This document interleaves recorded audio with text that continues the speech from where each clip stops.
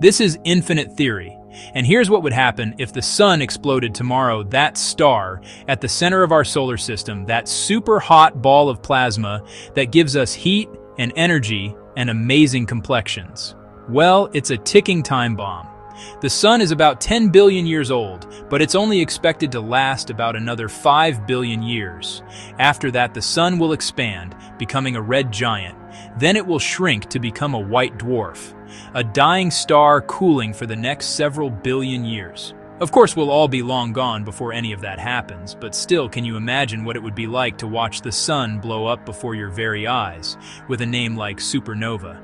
You'd think that a solar explosion would be the most magnificent fireworks show the world has ever seen. But in reality, you likely wouldn't see anything. The sun is 150 million kilometers away from Earth, and it takes 8 minutes for light from the sun to reach us.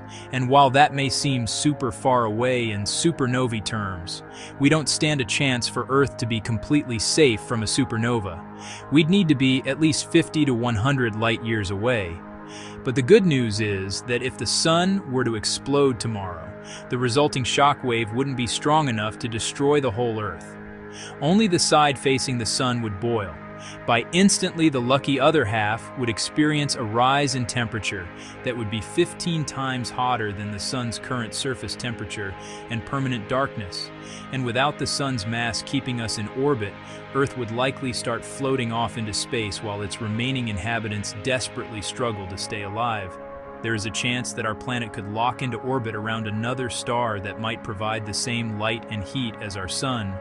But by the time that happened, we'd all be long gone. If we knew in advance the day that the sun would explode, then we could buy ourselves as many as 1,000 years of time, provided we had the resources to sustain ourselves for that long.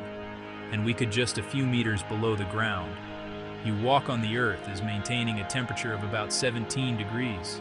So if we had enough time to prepare, civilization could continue to live by moving underground into a huge network of fortified bunkers.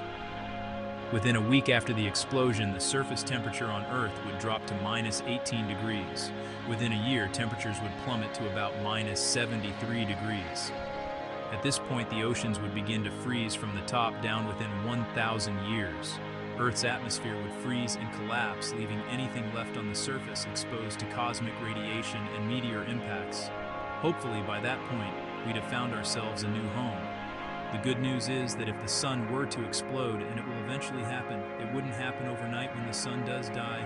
It will be a long, slow, arduous process taking place over billions of years. The sun will get hotter and brighter, and it will start to expand during this process. It will lose its outer layers to the cosmos, leading to the creation of other stars and planets, in the same way that the violet burst of the Big Bang created Earth. Who knows, maybe new life could form. Can you imagine a method, Earth, a new humanoid species?